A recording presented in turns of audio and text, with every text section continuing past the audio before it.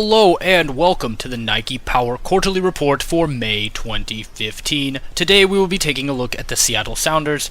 Last time we left them, they were at the top of the table. Let's see how they did. Following the close of the transfer window, the Sounders took on Monterey in Mexico. The decisive goal would come here as a Alonso interception and an amazing through ball from Gideon Zelalem would see Clint Dempsey score a wonderful goal and give the Sounders the 1-0 win. The good times would continue to roll against Australian club Melbourne City as the Sounders take a 2-1 victory and move to 2-0 since transferring Obafemi Martins. The decisive goal in this game was scored by Gonzalo Pineda. The former Mexican international was on the mark once again and has played the super sub role brilliantly. Up next was bottom-dwelling Saudi club Al Hilal. As the Sounders traveled to the desert, hopes were high that they'd be able to continue their run of solid form. However, a late Neves penalty kick meant that the Sounders would drop points at the King Fahd. The Sounders would return home to play Colombian side Millonarios, with suspensions of Marshall and Blackett forcing rookie Ockford to play in this game. The Sounders were not hopeful for a result. However, Clint Dempsey saw it otherwise and put in 2 goals in the first half to give the Sounders a commanding lead and win 3-2. For the Sounders' next match, they would take on Belgian side Standard Liege. We joined Curtis Shackelford with the call on the decisive goal. Watch out, this could be trouble here. Dempsey on the breakaway. A slide tackle misses, and it's a goal for Seattle. We're only 12 minutes in and the Sounders have scored the first goal of the match. This could be nightmare stuff for the Belgians if they can't defend any better than that. After what would result in a 4-0 win, the Sounders were very confident heading into the month of March with Club America playing in Seattle. However, a Brad Evans 9th minute goal would be cancelled out by a rampant Club America who once again get better of the Sounders. Last time it was Germain, and this time it was Martinez and Benedetto who sunk the Seattle ship and meant Seattle continued to be in a fight for first place. However, Clint Dempsey would not allow the Sounders to falter as he would score a hat-trick against Pope's side San Lorenzo to ensure that Seattle stay top of the table. Dempsey has continued to rise to the occasion since the departure of Obafemi Martins and has proven that he is more than capable of carrying Seattle on his back alone. In the next game, Seattle faced the long haul, a trip to Seoul, South Korea, in what many thought would be an easy win for the Sounders. However, the Koreans were emboldened by a very raucous home crowd and would manage to nick a point off of Seattle with a 2-2 win, with Evans equalizing only 3 minutes after a Santos goal to save the points for Seattle. West Coast rival LA Galaxy was next as a star-studded Hollywood team would fall to David Selke, the German youngster, the young Ibrahimovic some have called him, would get a monstrous brace in this game, and the Hollywooders would go down in impressive fashion with Selke being the decisive factor. Up next for Seattle were Boca Juniors. The Argentinian club would have to visit Seattle, and on the form Dempsey and Selke were in, you'd never doubt the result. 2-0 with goals by Dempsey and the hot man Selke, with Gray and Serna putting in solid performances.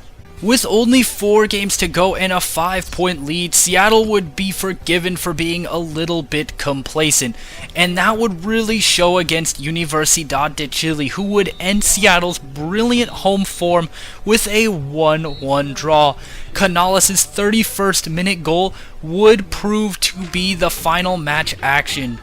With only 3 games to go and 8 points ahead of the promotion line, Seattle only needed a win against Colo, who sits in 4th place, to be able to get promoted. However, Colo would have none of it as they were rampant and would win 3-0 with Paredes, Pavez, and Barroso on target and Matt Target getting a red card, ultimately sinking the Sounders. With still only a win needed to clinch promotion, Seattle would take on Copenhagen. However, once again, the form book would lie, as Copenhagen would put up a spirited defense and tie 2-2. Despite a Selke brace, Seattle could not beat the Denmark side. Despite the tie, Seattle would clinch promotion. Now they could just focus on the league title. Against last place Rangers, all Seattle needed was either a Colo loss or a win to win the title.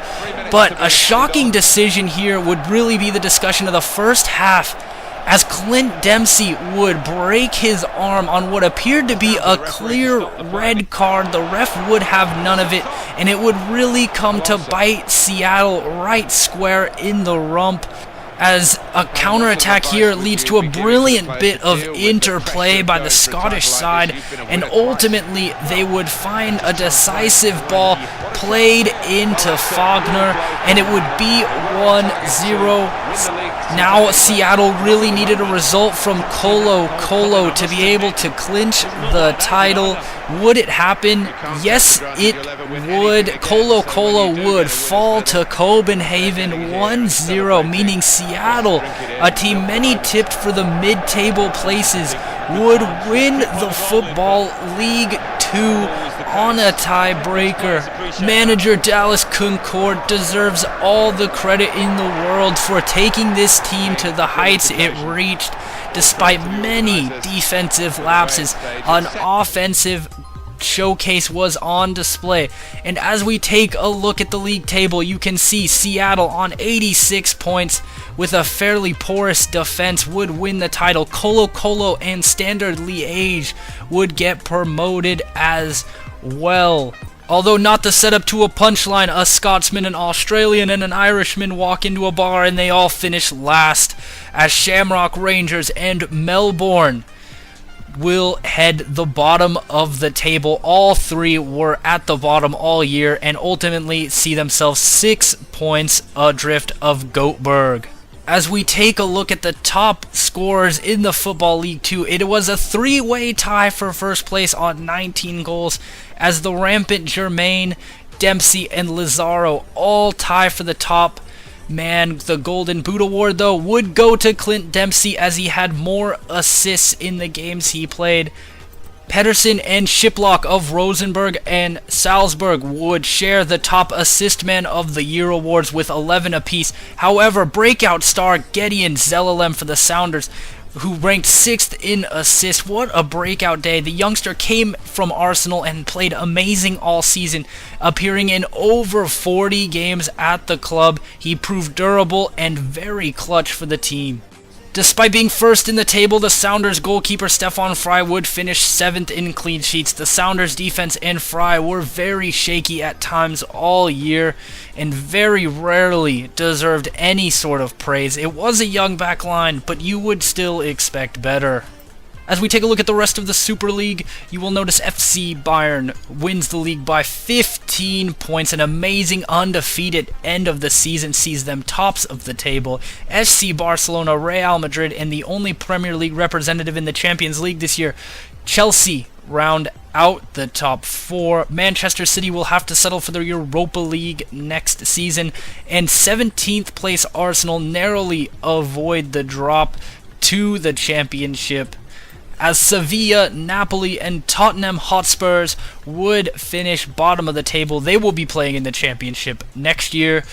As we take a look at the Football League Championship, Besiktas would finish first on 99 points, and VfL Wolfsburg, led by Kevin De Bruyne and Ivan Perisic, will finish second and will compete in the Barclays Premier League next year.